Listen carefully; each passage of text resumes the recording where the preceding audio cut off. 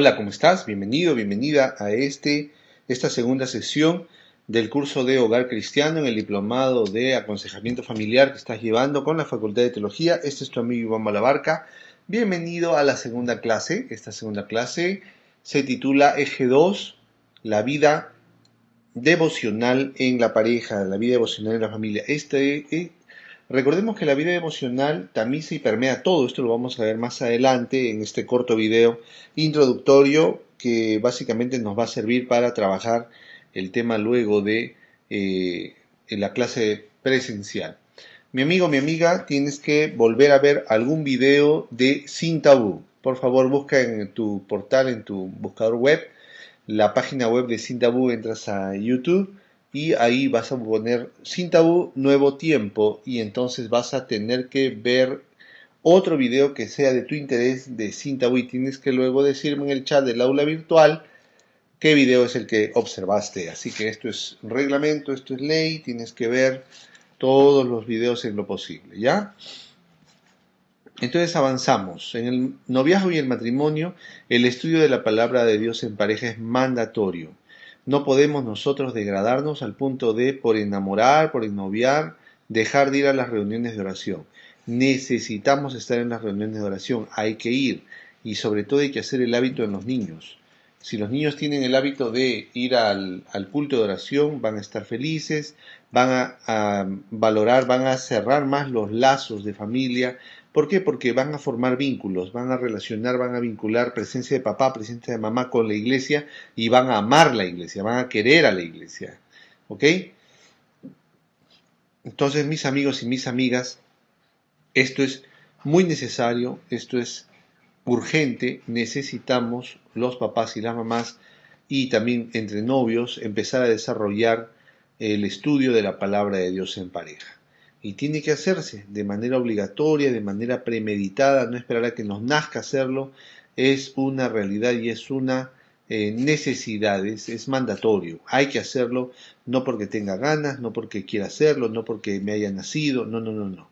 Habrá días en que vas a tener ganas de estudiar con tu esposo, con tu esposa, con tu novio y tu novia, habrá días que no, pero el día que no tengas ganas tienes que hacerlo igual. ¿Por qué? Porque es necesario, ¿sí? La práctica religiosa, entonces, ojo, es una práctica, es un estilo de vida la práctica religiosa. Cuando tú haces el culto y tienes niños, tienes bebitos, bueno, ya sabes que cuando tenemos un bebito tenemos que hacer un culto bastante interactivo, es decir, que con sonidos, que toque el bebito alguna cosa, es necesario que el bebito sea estimulado en sus sentidos. Mientras que cuando ya son niños, tenemos que también estimular, pero básicamente su visión, su oído, tenemos que estimular. Yo te recomiendo que leas algún tipo de libro que hable acerca de psicología del desarrollo para que puedas entender un poquito de qué se trata y de qué estamos hablando. Cada niño, cada adolescente, cada joven tiene su propia necesidad.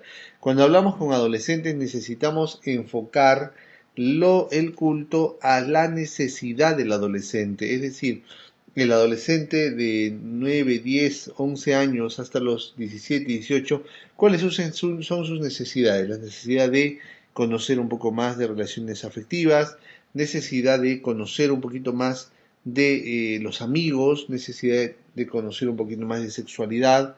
Entonces la persona, el adolescente está buscando un modelo que copiar y ese modelo, pues qué maravilloso sería que lo encontrara en la palabra de Dios. Luego, cuando hablamos con los jóvenes el culto debe ser muy práctico.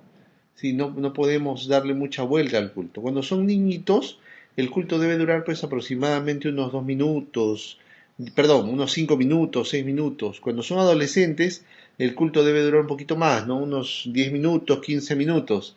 Pero cuando ya estamos con los jóvenes, ya el culto se va un poquito más largo, ¿no? Unos 20 minutos. ¿Por qué? Porque hay que cantar, hay que orar y hay que abrir la palabra de Dios y hay que hacer algunos comentarios de la palabra de Dios. Y esto de manera proposicional, reitero, no esperemos a que nos nazca, hay que hacerlo. Recuerda que la vida religiosa, la vida devocional, permea todo. Por religión, por lo que nos dice la Biblia, por vida devocional sabemos cómo debemos vestirnos, qué debemos comer, qué no debemos comer. Debemos aprender a recrearnos según la palabra de Dios, según el espíritu de profecía, cómo nos conducimos en la vida, en pocas palabras. La vida religiosa va a influir incluso en que si uso pintura o no en el rostro, va a influir en qué tipo de corte de cabello voy a hacer, va a influir incluso en los colores de la ropa que voy a utilizar para andar todos los días.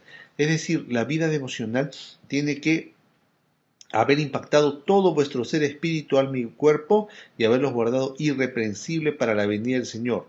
En otras palabras, la religión debe haber traspasado lo que tú pensabas, lo que tú creías, y tienes que convertirte en un sacerdote. Un sacerdote que viva la religión, porque la religión permea todo. En el noviazgo y matrimonio también recordemos que el hombre es el llamado a ser el sacerdote del hogar, no la mujer. Cuando el hombre no asume su lugar, entonces la mujer va a ser la sacerdotisa del hogar.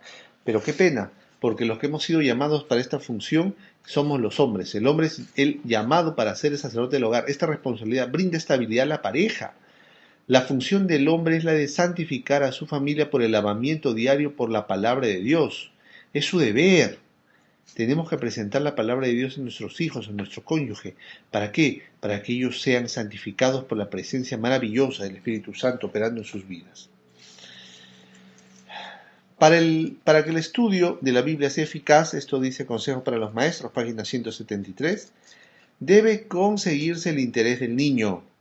Y es especialmente necesario que la persona que debe tratar con niños y jóvenes muy diferentes en disposición, educación y hábitos de pensar, no pierda de vista este asunto. O sea, el culto tiene que ser premeditado y cuidadosamente estructurado para los niños. Al enseñar la Biblia a los niños podemos ganar mucho observando la inclinación de sus mentes, las cosas en las cuales se interesan y despertando su interés por ver lo que dice la Biblia acerca de ellas. El que nos creó con nuestras diversas aptitudes ha dado también en su palabra algo para cada uno. A medida que los alumnos vean que las lecciones de la Biblia se aplican a su propia vida, enseñadles a considerarla como su consejera. Esa es nuestra lucha ahora.